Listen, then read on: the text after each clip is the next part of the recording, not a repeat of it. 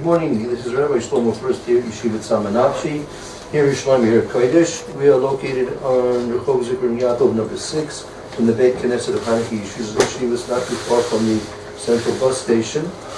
And our first year, usually at 9 o'clock, is on Pirkei Avos. We're learning now the first parak, the 7th Mishnah. Dayal barely omer harkik mishakim rab al tischabir l'rashav al tischayis min harfonius. You should not. You should distance yourself from a bad neighbor, and you should not associate with an evil person, and you should not give up hope in a situation where things are hard for you, calamities, erroneous. Right in front of you, buddy? I'm just reading from the first side. We're going to flip to the second side in a moment. And also, don't forget about Fronius. Don't think that you're never going to come. That's what we're going to do now. We say for Yashir for Rabbeinu Tam. We'll start just to get a beginning run for our money here. We'll start again from the beginning. You see on the second page of Israel. You have to read for us as the beginning here. The events and happenings which occur to people, right? Keep going. And the whole point we're trying to learn about is attitude. The Rabbeinu Tam is trying to teach about attitude, right? All these things that he's going to mention, these are things which happen, right? And many other things happen, and it's all our attitude to what's happening to us. How do we relate to the things that Hashem is sending our way, right? Like if there's going to be an asteroid disaster, right? So how do people react to an asteroid disaster? Some may flee, if it's targeted towards so and so place, whatever it might be. So some people might flee. Some people say, "Well, I'd like to see what's going to happen here." They like the excitement, and other people may just panic and be paralyzed, right? People see it an opportunity to loot. Yeah, right. Everything's clearing out. So there was an asteroid meteorite in Russia a few years ago. Yes. Siberia. Really? Mm-hmm. Heard about it? Mm-hmm. Yeah. 2013. What happened exactly? It was quite a few years ago. Mm-hmm. Yeah, I remember that. Mm-hmm. I don't think it was a populated area. Yeah. There's a volcano in Hawaii still going strong. Still going? I don't know. Last I heard about it was still going. Yeah. It's a long time. Whole tsunamis? I don't think so. So all these things, how do you relate to these things? Go ahead, Mr. Go ahead. The Sefer Yasha? Yeah. After the bold print there. Chorus v'hatlois. The occurrences happenings, right? Right, occurrences and happenings, events and happenings. Advice of Adam come from people. Going chidushim, right? New bad things or tovim. Even if they're good, it's again you have to relate to the good in the proper way. You have to relate to the bad in the proper way, right? Torah teaches us how to relate to things in this world, whether it's something we want or something which we don't prefer to have. Person's besieged. He's in a city that's under siege.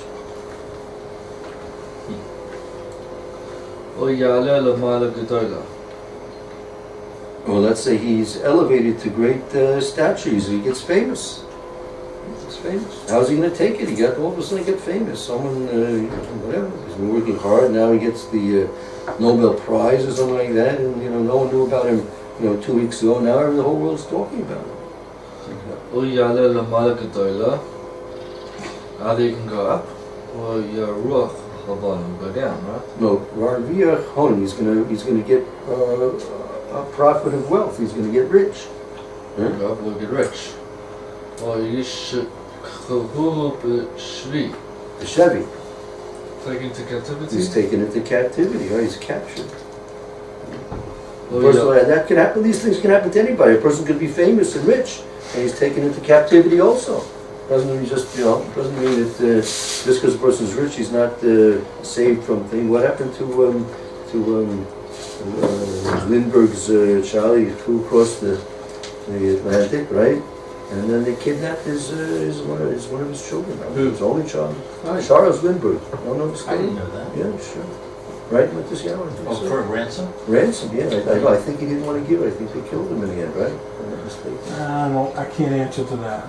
Yeah. I know he was kidnapped. I'm not sure what happened. Yeah. So a person, he wants to do something, so just because a person's famous doesn't, in certain ways being famous, he's more vulnerable, right? Right. Getting rich also is more vulnerable. Right?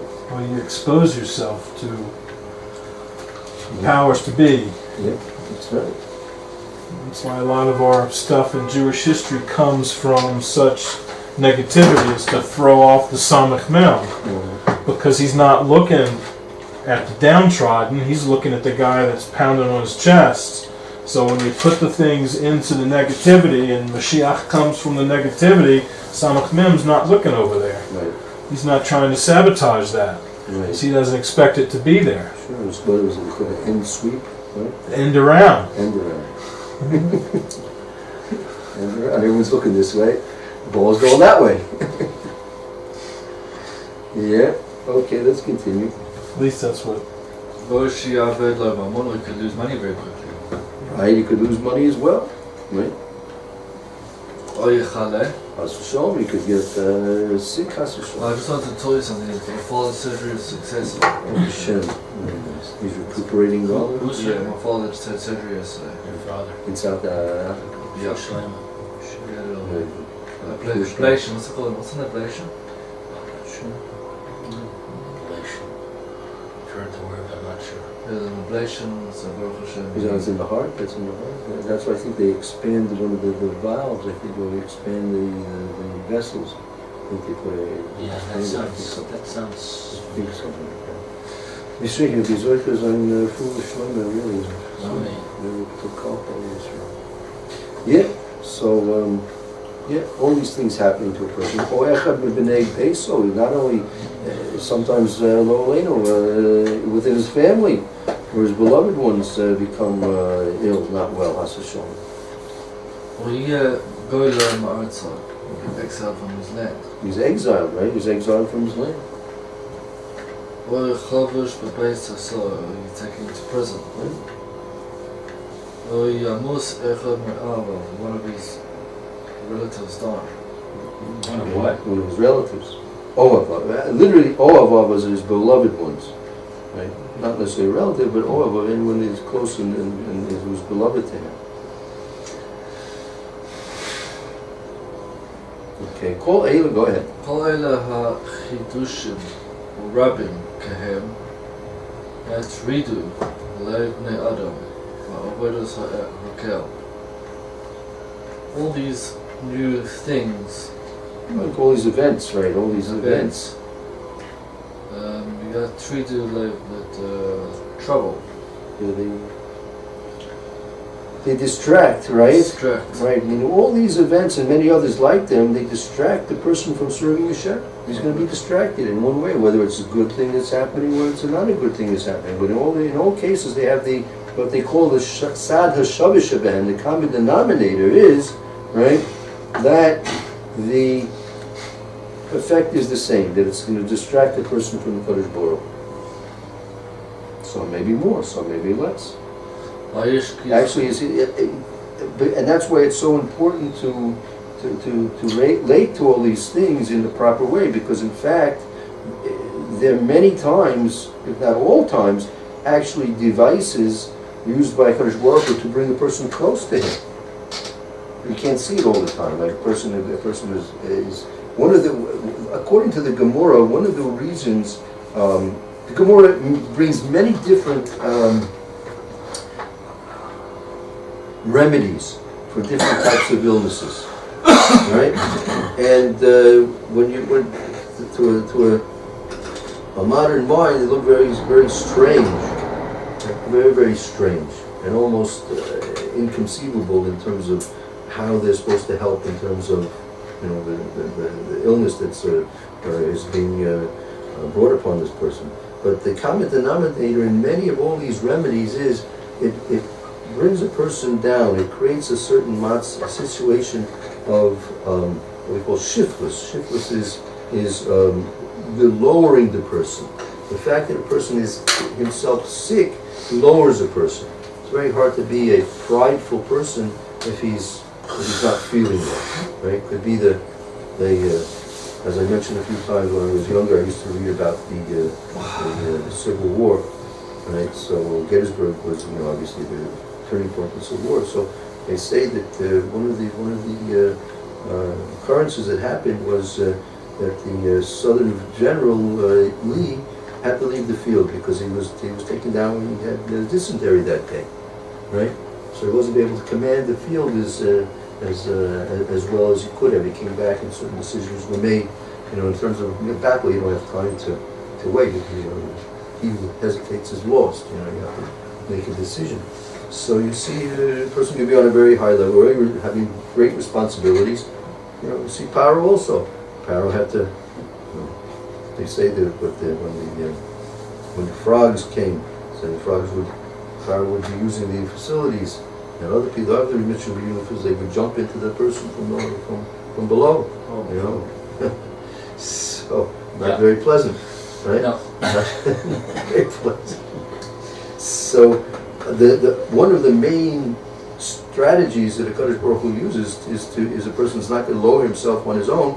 So he brings on different things to lower a person to be a thoughtful person, a caring person. He'll try and reach out to HaKodesh Baruch Hu, and that'll actually help him in his avodas, in his avodas, Hashem. Speak about the Spanish Inquisition and the expulsion from Spain. So it was very terrible things going on there. And then finally they had to be, those who were left alive, were expelled from Spain. So in the midst of their suffering, they were actually very close to HaKodesh Baruch Hu. That's where we're going to get to the Kruvim and the Nafshi Chaim. That's what it says at the time of the Korban Bayash Rishon, the Kruvim were looking towards each other. You think they should be proving the two angelic statues on top of the Aron in the temple. You think they should be facing away from each other? What could be worse? That it's like giving a divorce. It's like giving, you're kicking Klal Yisrael out of the base of Midrash, out of Yerushalyim, out of Eretz Yisrael. It should be facing that way. No, they're facing close to each other to show. One explanation is to show how close HaKodesh Baruch Hu wanted us to be with him at this point. And even though the situation reached such terrible, drastic disasters, nevertheless, the connection between HaKodesh Baruch Hu and HaKodesh was strong at that time. So all these things can, in fact, make a person come close to HaKodesh Baruch Hu. We should try not to have these things happen. And it's actually the things which are, or the not nice things actually have the opportunity to bring a person closer to Hashem than the good things. When things that are happening good to people, they're many times forgetful of HaKodesh Baruch Hu. More liable to forget HaKodesh Baruch Hu because of when good things have happened than when the opposite is. Let's continue. Would you like to conclude for us? V'yish ki kuso huku osa. They'll forget Hashem. Those things will be a distracted person, then they'll forget Hashem. V'yisiru milvad. Melibo. Something will leave from his heart. Yeah, meaning the Hashem. They'll remove Hashem from their heart. So you have three things, three stages. First thing, it's going to be they'll become torrid, they'll become distracted, and then they'll forget, and then finally they'll completely remove all thoughts of the HaKodesh Baruch Hu. Ach beis hazos. However,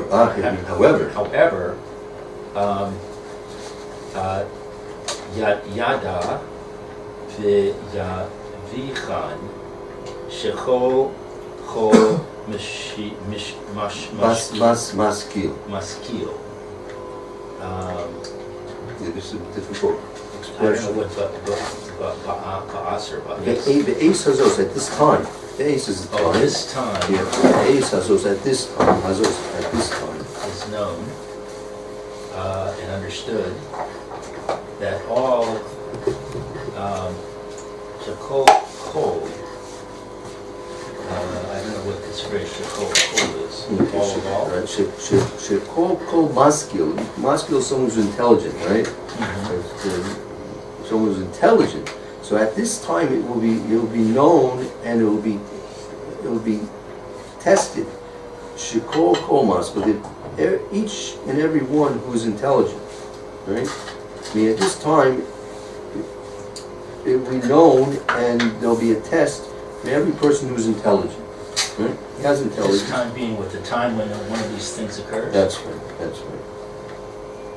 Okay. Chazak, he is strong. Rapeh, and he is healed. Hazaku, harf, meaning Hazak means is strong, and Arafe is weak, is soft, or wavering, or basically weak. So there is strengthening to the weak person. Well, it's like this. We'll have to finish the phrase. It's like finish the phrase. Ki im yiyeh chazak ve'omonasu kayemis.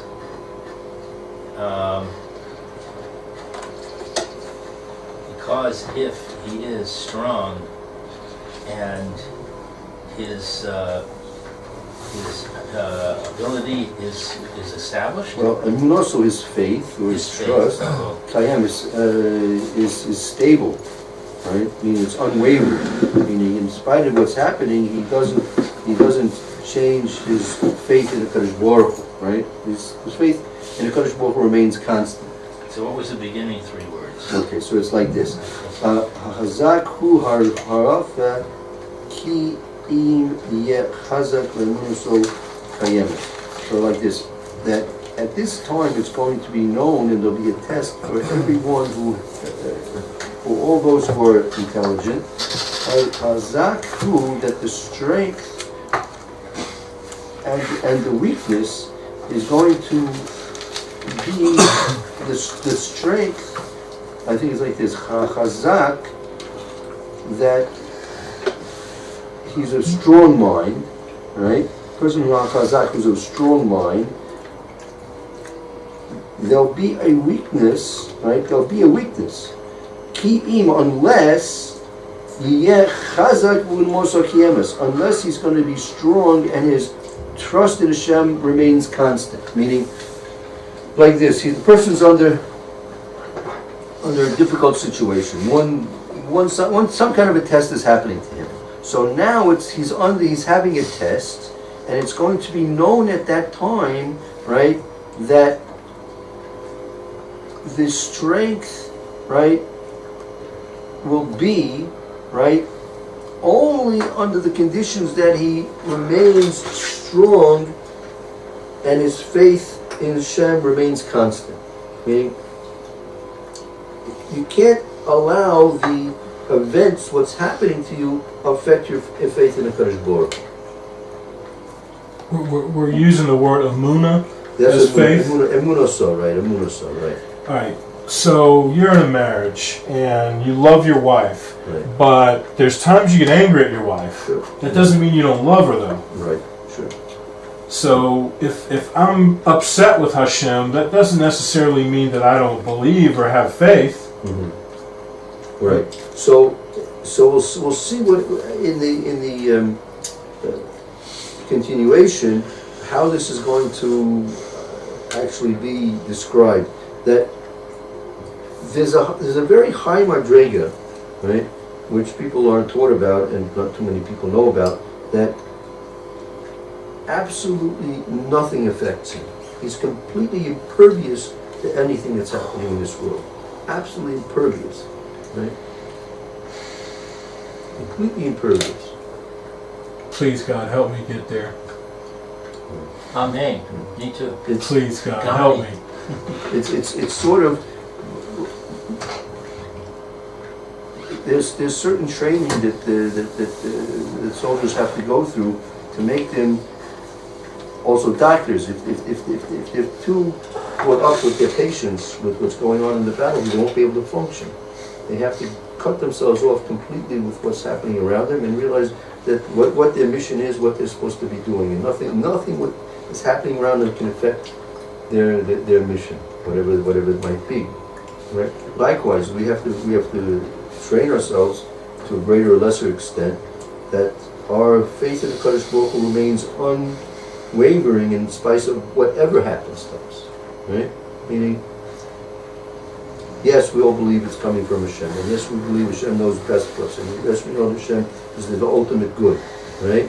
So if all these things are really, that's the chazak, the strength of this, the strength of these concepts, how strong we actually believe them will be tested at these times. Okay? And person can grow. It's not something which is gained easily. It's not something which comes naturally. Person has to grow into it and train himself. Okay? But like that's one of the goals. Everything's, it's called hishtashvus. It's good. Everything's equal. Everything's the same. It's completely impervious to the events around him. What's happening?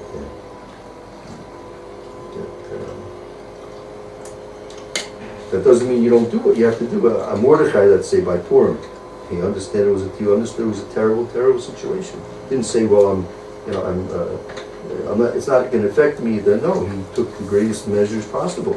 He put himself in danger, right? He endangered the Jewish people as well, right? Nevertheless, in terms of his faith, right? His faith remained absolutely, completely unaffected by what was happening. He understood what he had to do, and he was able to function in that situation because he had that faith in the HaKodesh Baruch Hu. And a person, that's what someone once explained to me that if there's a certain protest and it turns into a riot, right?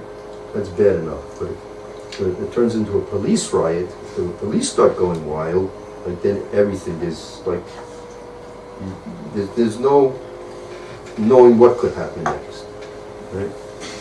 And so therefore you have to always hold yourself back. You have to hold yourself in check. You have to be in control of yourself. And so that's the attitude. That's what we're learning now when we're in the Sharia and the Sefer Yosha. The attitude. What's your proper attitude towards the things that are affected, that obviously are affecting you? They're definitely affecting you. But what's your attitude? What's your response? That's what we have to work on training. So that's one of the explanations what we have here. Al tisyayis min apronius. Don't despair from the tragedies, the calamities. Don't despair from them. Right? You get yourself in a situation where your faith and trust in Hashem is strong and solid, that you won't be affected by the calamities, the piranias. You'll be able to function and still serve Hashem. Your goal is to serve Hashem. Right? Goal is to serve Hashem. So you have to be able to do that under any circumstances. Okay, stop and continue tomorrow. Mitzvah Hashem.